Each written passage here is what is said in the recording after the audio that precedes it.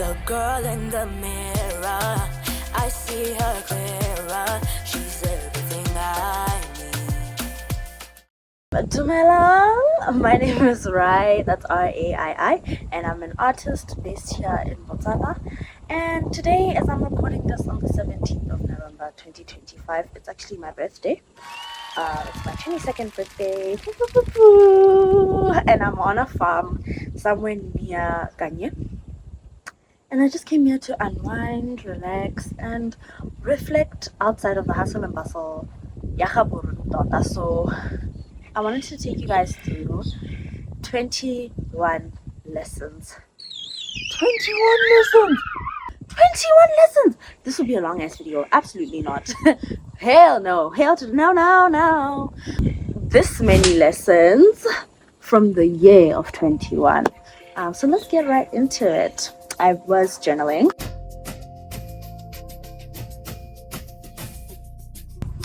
Now I have to say that these lessons are in no particular order, and they're not all of them. I also did other questions like the best memories from being 21 years old, what 22 is for me in a sentence, or what I want from the year 22, my 22nd year on planet Earth, in a sentence. Things we're leaving with my 21st year. Okay, things we're leaving with my 21st year, and just other questions. So I'll share a little bit from those as well. I was journaling. I bought myself a new journal and I love it so much. I think it's so cute. It's so different from what I normally go for. If you know me, then you know that my vibe is very black and white. It's very edgy. So this is like so cutesy compared to what I go for, but I like it a lot. And yeah, I bought it especially for the occasion, just to write things that I'm proud of inside, because I realized that I don't normally celebrate my achievements, and that will be the first thing that we're going to talk about: celebrating your achievements. The next lesson is that my gut is always right. I need to listen to it, pay attention to my body, and attention to my needs. And I think when I say my gut or your gut is always right, I've learned that you always know the answer. You go to other people to ask for advice because you want them to tell you the answer that you have in your head. That's why sometimes when someone gives you advice, you're not satisfied because you're like, that's not what I was feeling over here. You know what I mean? Honestly, it's so crazy because every single change that has come about in my life has been something that I knew was going to happen deep down, no matter what I told myself, even if I lied to myself. So the other lesson here is that lying to yourself doesn't pay off. And you could say that maybe it's the law of manifestation, that you actually manifest what you're always thinking will happen. But some of these thoughts are unconscious. They're truths that you run away from. I always know the answer. I always know. And we're taught, especially as girls or women, that we should look outside of ourselves for the answers. But let me tell you something, the answer's with you. Okay. Maslow's hierarchy of needs. If you don't know what Maslow's hierarchy of needs is, I'll just put it over here. No shade, no tea, girly pop over here to learn. I also heard, I was 21 years old when I learned of Maslow's hierarchy of needs, okay? And I think that the craziest thing for me is that we're not taught this in school. But if your basic needs are not met, it's chai. Padile, manyana wako kai. I don't know how many times I've been dysregulated, overwhelmed, haven't eaten, haven't slept, I feel alone, my mentality. And I'm trying to push pee, and like it's just not happening. And I'm like, oh my gosh, why isn't it working? I can't do this. Oh, failure. Or oh, I'm not good at this, or whatever. And then it's like I have lunch, or I sleep, or I talk to a friend. I try again the next day, and I'm like, oh, Maslow's hierarchy of needs. Okay, all I need to maintain or destroy my mental health is a mindset shift. If you are trying to work on your mental health or just improving your subconscious paradigms and shifting them towards being what would be conducive for a healthy, successful, or joyful life, whatever that looks like for you, your mind is the biggest tool have, and it is just that, a tool. You can harm yourself with it, or you can build yourself with it. I noticed that I have a habit of negative self-talk now. So I noticed that when I was really, really struggling, and I would just speak to myself kindly. It sounds so cliche, I swear. I used to not take that advice seriously because I was like, what? Speak to yourself like you speak to your best friend. What? It works. Like, it was literally the missing key. I'd been going to therapy for 3 years. Bro, I'm filming. I've been going to therapy for 3 years. I had been journaling for 5, like literally since I was a teenager. Okay, and I felt as though I wasn't seeing much progress anymore. And this was the missing key for me. Stop. No one is gonna pay you for being mean to yourself in your head, in the name of honor or valor or being honest or being truthful or not hyping yourself up too much because you ain't all that. No one is gonna pay you for that. No one's gonna give you a prize. No one's gonna give you an award. You need to be nice to yourself, okay? Because nobody else will be if you can't do it. Literally, it's not gonna hit. It's gonna hit the wall of defense that you've put up. That what you focus on grows, right? So if you're always self-deprecating, I remember I used to do this on stage. I'm performing. My voice cracks once, and we're going downhill from there. No matter what happens, no matter how good everything else is, because I am going to tell myself, you're bombing, you're messing it up, stop that, oh my god, you're embarrassing yourself, why do you even do this music thing? And I thought I was, a self-love girly. I thought I was doing great, and I really had to sit down with myself and be like, girl, you can't keep on talking to yourself like that on stage. You can't keep on talking to yourself like that on stage. You are going to mess up. There's no other way, because that's what you're feeding your mind, and what you focus on grows. When I started telling myself, I started jump roping literally like less than 2 months ago, and it's been going okay. Like, I've been consistent, and one of the things is I wake up in the morning and I don't tell myself, oh, here we go, I can't do this. I have to tell myself, like, oh my gosh, it's such a privilege to be able-bodied. And it is a privilege and not a right. Well, it is a right in the sense that everyone should have it, but it is a privilege, right? Such a privilege to be able-bodied. It's such a privilege to be able to take care of my body, to be able to show love to my body, to be able to work on my body so that I can achieve 1, 2, 3, 4, 5, 6, 7, 8, And I'm going to take the opportunity to exercise that privilege. What you focus on grows. That's what I mean when I say mindset shift. You can either focus on the things that will lift you up with your mind, with your self-talk inside, or I don't know how to make you understand, because people were saying this to me and I wasn't understanding it. Sometimes these things take time to click, and that's okay. But this, your best friend or your worst enemy, glad and finish.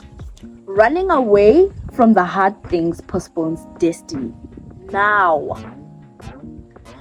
one of the things that I said actually, in terms of what I'm looking forward to in the year 22, is more capacity to facilitate my destiny. When I say capacity to facilitate my destiny, what I mean by that is that I literally want to be able to say that I have prepared for the things that I tell the universe that I want. So for example, if you tell the universe that you want to be in a healthy relationship and you ghost people, you are emotionally unavailable, you have rejection wounds, you refuse to go seek help, whether that's therapy, a pastor, an imam, whatever that looks like for you, you know what you need. Remember, we talked about this. Seriously, these cars. Remember, we talked about this. You know what you need. And you evade that. You are incapacitating yourself for your destiny. And you are prolonging that destiny arriving. Because even if you meet the right person, it's going to be the wrong time. Because what? You were not preparing for it. And I had to tell myself, like, actually, you're running away from some of the hard things that you need to do. This ties in with the next point, in terms of my favorite lessons from the year 21. Sorry, someone's talking, it's distracting me. I learned about myself this year, or accepted something that has been very true of me since I was a kid. My friend, who is a third-year psychology student, literally was like, oh, chummy, ADHD diagnosis guy. I was like, yo, why are you doing this to me? And I hear her because I've always struggled with focus, and I'm accepting that about myself. I just have to kindly say, oh Titsi, let's come back. Titsi, let's just come back. So I would say that a lesson I didn't write down here is just accept things about yourself sometimes. Don't reject yourself and make yourself feel bad about some things. Like, just accept them, because it'll be easier to deal with them once you've accepted them with love and kindness than with the air of, why aren't you better? Because that's the way I would talk to myself, like, why can't you be better at this? And doesn't help. Trust me, I know. Running away from the hard things postpones your destiny, because the next point, you need to make room in your life for your growth with your habits, right? You actually need to make. So for example, I found that I've been trying to work out for the past years, literally since before I turned 21, and like pick it up again, because I started working out when I was a teenager, and I was very consistent with it. I worked out for an hour every day, but it was from an unhealthy place. It was from a place of wanting to change myself. It was from a place of self-hatred, to be honest, and just self-loathing in terms of my appearance. So I said, okay, we're gonna start this up again, but it's for the purpose of health and fitness, and not wheezing after going up 2 flights of stairs. How about that? So I literally said, okay, no, it's fine, we're gonna do this thing, So I literally said, hey, I just saw a Choppies truck pass. Now another Choppies truck is passing. Where are you guys going? Anyway, sorry. And so I realized that, okay, I can't work out when I get home from the day's activities. I need to work out in the morning. I need to wake up earlier, and I need to find a workout that is high intensity, low on time. So I started jump roping, and this is a habit that fits my lifestyle and capacitates me for growth. So when I say you need to adjust your habits to increase your capacity for growth, to increase your capacity to facilitate your destiny, that's what I mean. The next lesson is that lying to yourself only works for so long. Remember how we talked about your gut is always right, and you always know the answer, no matter how much you go around looking for advice. Oh, tell me what to do. Oh, I don't know what to do. Oh, you know. And when you lie to yourself and you choose the wrong answer, knowing good and well, it's not gonna work out, babes. It's gonna be a tough ride. Take it from me, I know. My water's still hot. I'm so happy because it's so cold, actually. My only calm with this is that I can't hold it and feel the warmth, but that's not a bad thing, because it's still hot after 2 hours of being out here. Right. I think I've said enough in terms of lying. Stop lying to yourself, please, and thank you. That's to me as well. Tootsie, who's watching this and editing, stop lying to yourself, girl. Right? But stop lying to yourself. Love you. Stop lying to yourself. Thanks. This one, time wasted never returns. But in a dual capacity, that time belongs to you and nobody else. No one should be able to tell you, like, what do we tell ourselves that I should be doing this with my time, right? But I mean it more so, not in a toxic productivity way, but in that time belongs to you. You're only young, hot and beautiful, smart, successful for so long, babe. Tomorrow, insert my song here, isn't promised. And Raii was so what? Correct. I ate that up. Thank you very much, because time wasted never returns. Life is short, and life is yours to create, to build, make memories. I tried to do best memories of the year 21, and I realized that I'd spent so much of it stressing, crying, in pain, trying to force myself to do things that I had no interest in doing, trying to get myself to be somebody that I wasn't. As much as there were so many beautiful moments, yes, I struggled to pick up on them without going through my gallery, because so make those memories, go on that trip, go see your friend, schedule dates with yourself, because time wasted never returns, and you want to look back and be happy, not sad that you were striving after it. This one, oh, you're gonna love this one. The universe will match your ability to choose yourself.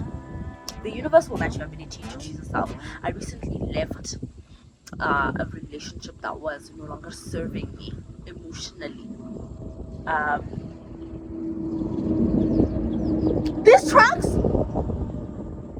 I recently left a relationship that was no longer serving me. And you know what? I got exactly what I was looking for that I didn't get from that person in my life. When I met someone else and I made room to meet someone else, and I opened myself to being hurt, and I opened myself up to rejection, and I opened myself up to, oh, but what if I'm too annoying, or what if I'm too this or that, and I just like, courage, courage sometimes, just go in scared, just do it, guns blazing, everything, just courage sometimes, because the universe will match your ability to choose yourself, to be audacious, to say I deserve it. And whenever you don't, you're setting yourself up for self-sabotage, pain, for taking the long route to your destiny, for taking the long route to your manifestations. You know, you're gonna love this. It's so simple, but it's so crazy. I'm currently dysregulated as we speak because of what? I'm currently dysregulated because of what? Sleep. Lack of sleep. Just sleep. If you are feeling confused, sad, I know we talked about Maslow's hierarchy of needs, but I felt that this deserved its own point because I did not have a good relationship with sleep in the past year, and I'm really working on it, like really hard. But I'm finding that sleep fixes so many problems, and if you're one of those people who can just sleep, congrats to you, Pookie. I love you. Congratulations, because I can't, and I'm suffering. So sleep, my babes, and stay true to yourself. Now we're gonna go through just maybe 1 or 2 points in terms of what I'm looking forward to in the year 2020, in the year 22. In my 22nd year on planet F, Sukua, I'm looking forward to, like I said, more capacity to facilitate my destiny.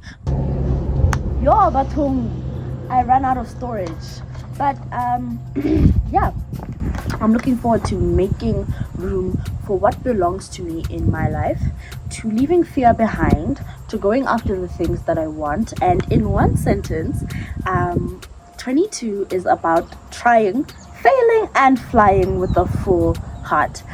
If you enjoyed this video, please consider sharing it with someone who might relate, this might resonate with. Like, subscribe, comment on which point stood out to you the most, and I'll see you in the next video. I love you. Thank you for the support and for being a part of the revolution. Bye.